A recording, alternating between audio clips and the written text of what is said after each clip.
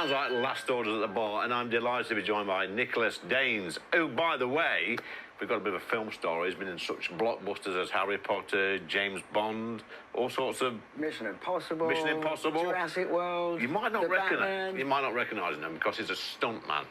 Nicholas, when you go and see your careers officer at school all those years ago, so I suspect it's a few years ago, did you say to that careers man, I want to be a stuntman in Hollywood films? Well, I wish, you know, when I was at school, sitting cross-legged on the floor when they were doing careers advice, if someone had said that I could make my career out of being physical, I would have absolutely loved to do that. Because I've been a gymnast my whole life, and that's really how I got into stunts. You know, I was an international gymnast for Team GB with British Gymnastics, went international to World Championship level, and then I was so used to jumping off things and falling off things, good spatial awareness, knowing where I am in time and space, that when I found stunts, it was like the natural fit, really.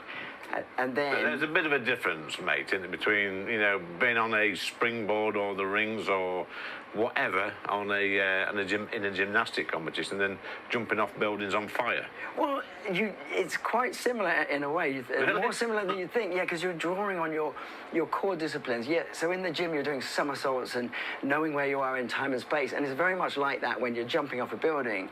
It's that discipline, it's that focus, mind over matter that the sport gives you that discipline, especially from gymnastics, and then you just incorporate that into perhaps doing a somersault for building rather than... You've got to be a bit mad, though, to do that, haven't you? Well, for me, I'm not an adrenaline junkie. It's really what I do. I've done it my whole life, gymnastics and being physical, so it's just like honing in on that and mind over matter. What was your first ever stunt in a TV programme or a film? First one was London's Burning. I was just in a fire. I was actually seen a clip of that a few days back in my hotel room, the old 80s and 90s series, weren't it? Yeah. I loved it. It was great. And then I did Casualty, and I've done EastEnders, of course. So being here is like being on an EastEnders set. But what about your big break into like Hollywood films? When did that occur? Well, so I then joined the British Stunt Register, that's the BSR, and that is a world-leading organisation supplying stunt performers and coordinators to the industry, and that's been going since 1973. So I joined that register, and you have stringent tests that you have to do. You've got to do 6 disciplines to a certain level in gymnastics, trampolining, high diving, rock climbing, work with vehicles, horses, and then you join the British Register as a probationary member, and they have a career-graded scheme all the way up to coordinator level, and that's what I do now. Can you go to like a stuntman school? Well, essentially, the BSR outline a criteria that is essentially training you, and with guided training programs that we have that bring you on right from beginning to coordinating, from a probationary member all the way up to coordinating. So the core skills that you do, like I said, from the gymnastics, you're drawing on your gymnastic ability, your spatial awareness, and the high diving gives you spatial awareness as well. So eventually it all comes together so that you're prepared. There must have been one stunt, though, Nicholas, during your career where you was thinking to yourself just before you did it, why am I doing this? Well, one of the biggest stunts I've done is jumping from a 7-story building with 1 3/4 somersaults, and that was actually for Claire Goose, so I was doubling a woman at the time.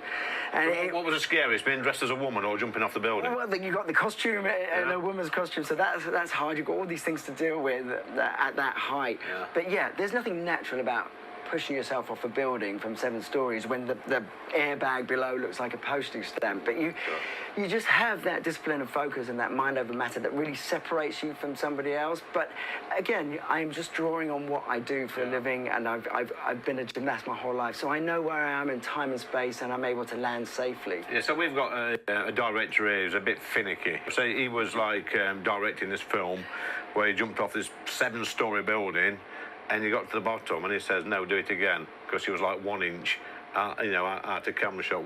How would you feel about that? Do you have to keep doing it and doing it again? You do. I mean, it's very rare that it's a one-take wonder. But on a stunt like that, you'll have several cameras on it, so they can hopefully capture the action as you do it from each angle, and you won't have to do it too many times. And that also puts... So when you do a stunt, you'll have an adjusted fee for each time you do it, depending on how difficult it is. Also, you get paid per take, do you? You will do on something like that, and then once you've... And that will be a impetus for the production company to get it right, you know, because obviously the more times you do a stunt, then the more chance it could go wrong. And, you know, even the simplest stunt can go wrong. And has it gone wrong, ever? Oh, for myself, I've broken my nose, broken my shoulder, smashed my teeth.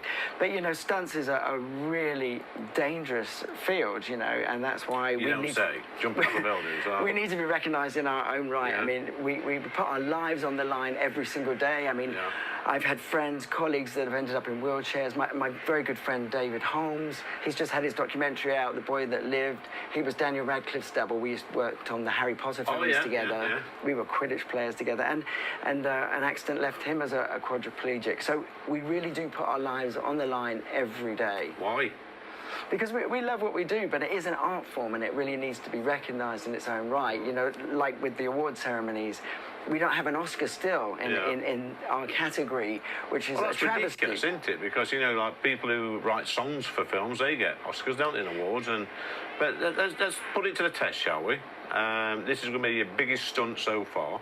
If you grab a pint pot, Nicholas, one of those with the spots on, we'll give you the easiest pump, as we always do on this show. You've got to pull a pint in 30 seconds. Yeah, this is 3, definitely... 2, 1, go for it. Okay. Have you done this before? No, I haven't done this before. Oh, you're making a good job of it, aren't you? So, yeah, that's it. Just tilt your glass and get the froth to the top, put that on the bar. And, you know what? You know how you said you get paid per stunt, and if you get it not quite right, you have to do it again. I think you'd actually make a fortune with that, because that is awful. That is why I'm a stuntman and not behind a bar pulling pints. You're going to be a perfectionist when you're a stuntman, aren't you? I can imagine that you're a perfectionist. Yeah, give me a few more goes and I'll get it right. You get what? So I want to give you probably, I don't know, 3 out of 10 for that. But if there is any young men or women, because I suppose there's women in your industry as well. Oh, lots of women. And they're thinking, oh, what am I going to do with my life? You know, I've done a bit of gymnastics, I might have been in forces, you know, I've got a bit of coordination, I'm not fit for a bit of danger now and again. What sort of advice, and how do they get into it? Well, I would recommend that they contact the British Stunt Register, and once you join the British Stunt Register, you go in a book, as if by magic. I have it here. This is our 50th edition, because we've been going since 1973. And you'll go in a book like this once you've done all the skills to join the register. And anyone that they're looking for, the right height, right sex, right weight, different body shapes, kids, people that can double kids. I've doubled kids. You'll go in this register as a probationary member, and then so when someone's looking for that, then you'll get a call to work. But mate, that's a very interesting conversation. First time ever, by the way, I've spoken to a real life stuntman, and I guess it must be annoying sometimes seeing yourself in all these films and nobody knowing it's not you. Or do you get a secret dig out of that? Well, sometimes you are yourself. Like in Jurassic World, I was the smuggler releasing the dinosaurs, and you'll see yourself as yourself. But 9 times out of 10, you're behind the scenes. I mean, I'm in Wicked, which is up for 10 Oscars. I was part of the stunt team of that, which was coordinated by Joanna McLaren-Clark, and fantastic team. Cynthia Enrivo was amazing with the wire stunts, really innovative stunts that the team provided. But you won't know it's me. I'll be like a munchkin running around and stuff. Well, that's rubbish, by the way. It was great. But don't give up your day job. That's Nicholas Daines. I won't. Thank you, mate. Thank you very much. Great guy.